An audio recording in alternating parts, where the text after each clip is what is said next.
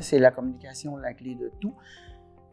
Au-delà du programme de formation que l'entreprise peut avoir à l'embauche d'un travailleur et puis du suivi qui est fait, c'est vraiment la communication que les collègues de travail vont avoir ensemble qui vont faire que le plan de santé et sécurité va se tenir.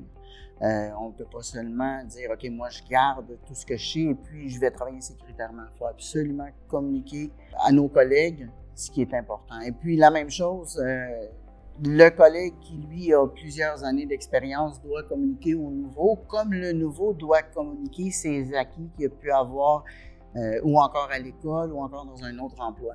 Pour donner un exemple beaucoup plus concret de qu'est-ce que la communication en SST, on a accueilli beaucoup de travailleurs étrangers, je dirais une dizaine de travailleurs étrangers qui parlent espagnol.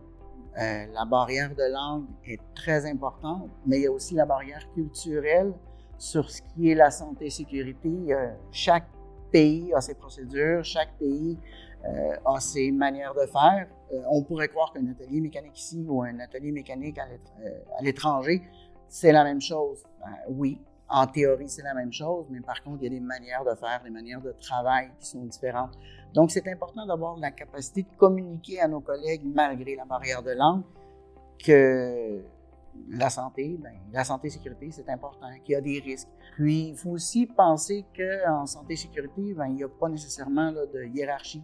Si j'ai un patron qui rentre sans ses lunettes de travail dans un atelier mécanique qui est un équipement de protection individuelle obligatoire, il ne faut pas avoir peur d'aller voir le patron et de lui dire « Hey boss, mets tes lunettes parce que si tu n'as pas tes lunettes dans l'atelier, c'est pas un bon exemple que tu donnes. » Il y a une bonne manière de le dire, mais il y a aussi une bonne manière de le recevoir. C'est jamais quelque chose pour offenser une personne, mais c'est plutôt pour lui dire « Hey, fais attention à toi parce que je tiens à toi. » La communication en SST, ça peut sauver des vies.